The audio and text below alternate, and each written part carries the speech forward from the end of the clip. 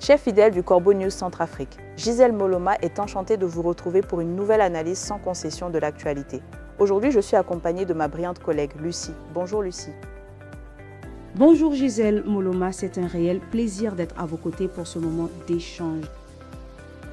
Alors Lucie, quel est le sujet qui nous interpelle ce matin, qui nous pousse à nous indigner face à l'incurie ambiante? Qu'est-ce qui fait la une de nos préoccupations? Eh bien, Gisèle Moloma, nous allons nous pencher sur un spectacle assez désolant, l'incroyable amateurisme de la cour impériale dans la rédaction des décrets de nomination, un véritable festival de bévues qui, disons-le, prête à sourire si ce n'était pas si grave pour le pays. Un festival, Lucie, voilà qui promet d'être édifiant.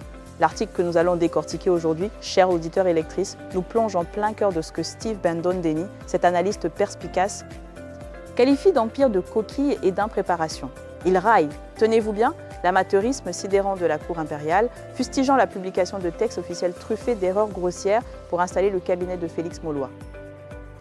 C'est consternant, n'est-ce pas, Lucie? Consternant est un euphémisme, Gisèle Moloma. La gestion administrative au sommet de notre État, celle du dictateur Faustin Archange Touadéra, a été passée au crible et pas qu'un peu lors du débat Patara sur Radio Ndeke Luka. Steve Bandon-Deny, en tant qu'analyste sociopolitique, n'a pas mâché ses mots. Il a ciblé la forme des actes officiels pour le gouvernement Maulois. Il se moque ouvertement de ces décrets de nomination, ces documents soi-disant capitaux pour la nation, qui aurait été torché entre 14 et 16 heures sans la moindre relecture. Un tel bâclage, selon lui, offre un spectacle affligeant qui torpille la crédibilité de l'empereur Faustin Archange Touadéra, et ce, devant le monde entier. C'est un aveu d'impuissance et de désintérêt, Gisèle Moloma. Absolument, Lucie. Et pour enfoncer le clou, Steve Bandon-Deny a détaillé une série de gaffes administratives. Imaginez, Lucie, un portefeuille ministériel oublié dans le premier décret. Il a fallu pondre un texte additionnel en urgence pour corriger cette bourde magistrale. Et ce n'est pas tout.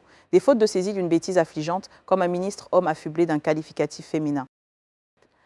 L'analyste n'y va pas par quatre chemins. Selon lui, ces erreurs prouvent que le dictateur Faustin Archange Touadéra, pourtant un ancien professeur, quelqu'un censé savoir lire et corriger, s'est contenté d'apposer sa signature sur la dernière page sans même jeter un œil au contenu. C'est une insulte à l'intelligence, Lucie, et surtout au pays tout entier. L'erreur humaine, Gisèle Moloma, vraiment, c'est la ligne de défense servie par William Diapo, le conseiller juridique de la Cour impériale. Il a tenté de balayer ces incidents, ces simples coquilles, comme il dit, arguant qu'elles ne remettent en rien la légitimité du gouvernement Maulois ou le pouvoir du dictateur. Mais Steve Bandon-Deny, lui, n'est pas dupe. Il a rétorqué avec force que cette incapacité à sortir un décret correct démontre une défaillance généralisée de toute l'équipe qui gravite autour du dictateur. Pour l'analyste, cette désinvolture dans la rédaction des actes officiels n'est rien d'autre que le miroir d'un pouvoir qui administre les affaires du pays avec un laisser-aller sidérant, complètement déconnecté de la rigueur essentielle pour diriger une nation en pleine crise. C'est la preuve d'un déclin abyssal, Gisèle Moloma.